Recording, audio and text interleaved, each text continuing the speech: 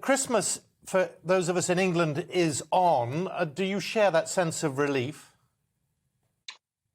None of us would want to see restrictions through the Christmas period. And the British people have been doing the right thing. They have been limiting their social interactions so that they don't catch the virus and pass it on to their loved ones over Christmas. They've been queuing up outside the vaccine centres to get the booster. And I think Boris Johnson, if he was going to have introduced anything over Christmas, he missed his window of opportunity because he sort of divvied and delayed. So as it happens, I think because the British people have been sensible and they are showing leadership themselves, it does look like the infection rates have plateaued over the last couple of days. It's still a high level infection, of course. Let's watch those infection rates like a hawk. I think the issue now, though, is that everybody is anticipating that something will happen after Christmas. Indeed, that's the briefing from the government sources to newspapers. Briefings to newspapers isn't good enough. I think businesses who need to order stock for post-Christmas in the run-up to New Year's Eve need clarity. We all need to know where we stand. So we'll urge Boris Johnson to outline what he anticipates comes next. We'd all understand it if he says we think we need to do X, Y, and Z, and then when we get after Christmas, he says, actually, it doesn't look like it's needed after all. But I think people just need a sense of direction. Instead, we get more sort of dither and delay from the Prime Minister. So you wouldn't criticise the Prime Minister for saying now there's going to be restrictions, all those businesses then don't order whatever they need, and then he changes his mind?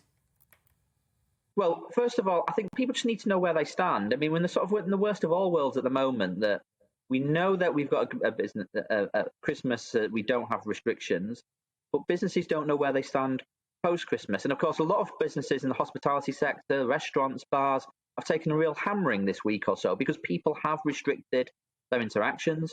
The financial package that was announced isn't going to go far enough to support a lot of businesses, and it's certainly not going to support those workers who are going to lose hours, who if they're on 0 hours contracts or their hours are cut back, they're going to lose wages. And I think we just need some clarity about what the financial package will be and what the restrictions are likely to look like post-Christmas in the run-up to New Year's Eve.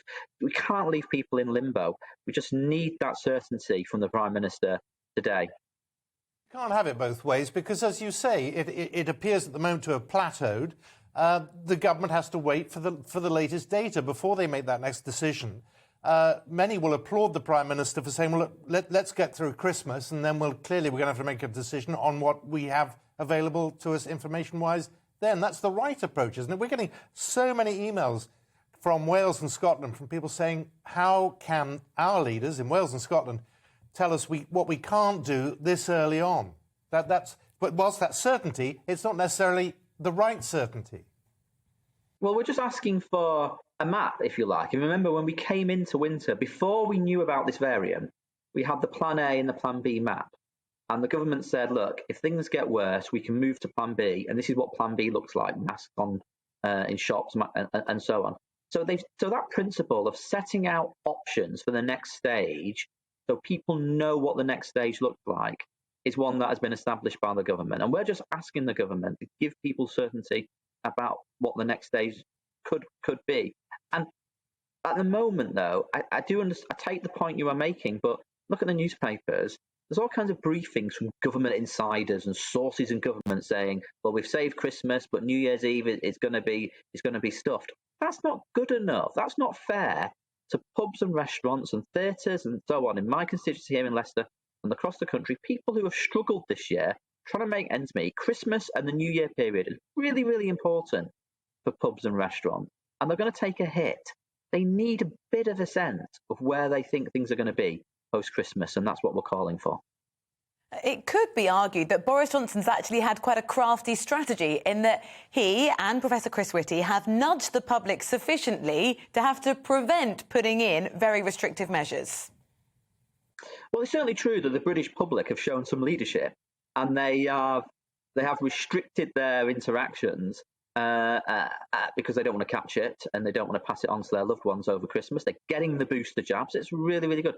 Of course, the downside of the British public doing what they were asked to do is, of course, our hospitality sector suffers a real hit at what should be one of the busiest times of the year. And workers are actually going to lose out because a lot of people who work in pubs and restaurants this time of year are on limited hours, their hours are going to be reduced. And part of the problem with the package that was announced yesterday is that it's going to quickly become out of date because it doesn't support those workers who are losing out. There are a lot of pubs and restaurants saying the grants, which better than nothing, obviously, aren't going to be enough to cover their losses. And if more restrictions do come in, we're going to need more in that economic package as well. So I've got nothing but praise for the way the British public have responded, but I want the government to support our business sector properly and to give our business sectors clarity for the next stage.